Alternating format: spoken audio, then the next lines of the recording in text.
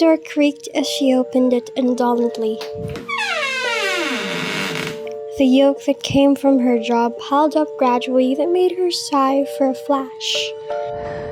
Clicked her tongue when she contemplated that the billing center had already cut off, so she could no longer rush it to pay. She started to ignite the emergency candle placed on a table. Her shadow dimmed the candlelight in the corner as she unpacked her cargoes. Zoned out in an unlighted area where she was renting, she looked up to heaven with a lowly countenance as if slapped by 100 ton. Please, if you are true, prove me that you are Jehovah Jireh. Undoubtedly, she ascended with an unhurried walk, leaving footsteps on the dusty wooden stairs. $150, $170, $190, $220, she uttered. As she was counting her spared money, she knew it was never enough to pay the secretary's landlord. Short and insufficient, she needed to find a way, or else she would be leaving the rental house soon. Alone in her room, she was feeling pitiful, trying to clear out all of her saved money from her coin bank. Heard a strange noise from another room, like a money clinking on a wooden floor. Casual thing to hear, she uttered, thinking she was hallucinating the past few days, for that's all she had been hearing. Perhaps in her witty imagination, she was tested by an unseen creature. She chuckled with her own thought. She went to her closet to change. The sound returned, louder this time. A hollow, pleading wail followed by that same clink of falling coins.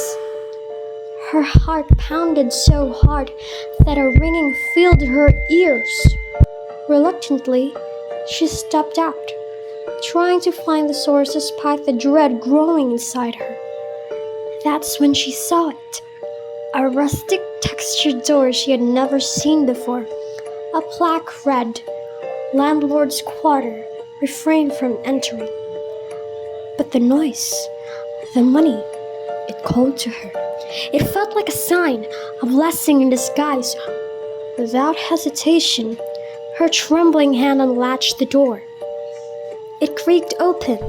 The air was dry and sour. Dust danced in the candlelight. Coins littered the wooden floor, dusty and cobweb-covered, with a metallic scent that burned her nose. The walls were faded, blanketed in mildew and a black mold that pulsed faintly, like it breathed. And there, she saw him, Mr. Mortis. He sat stiffly in a chair, his eyes hollow and unblinking. His fingers clutched a briefcase overflowing with brittle bills. The room had preserved him unnaturally. She stepped back, breath caught.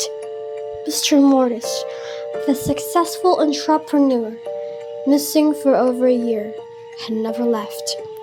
The door slammed shut behind her. Suddenly, she felt a cold, unnatural grip lift her from the floor. Answered prayer, isn't it? The landlord whispered, voice like gravel and wind. She gasped, a crushing pressure rising in her throat. Coins floated into the air, swirling toward her. One by one, they melted into vapor and seeped into her mouth, not by force, but with eerie calm. As her vision blurred, she realized the truth.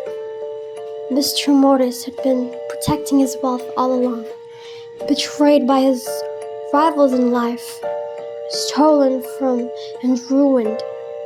He had become a supernatural force in death, a defense against anyone who tried to take what was his.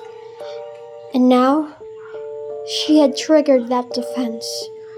Oh, she answered, but at a terrible price. Moral of greed and desperation can blind us to danger. Not all that glitters is a blessing, and not all doors are meant to be opened.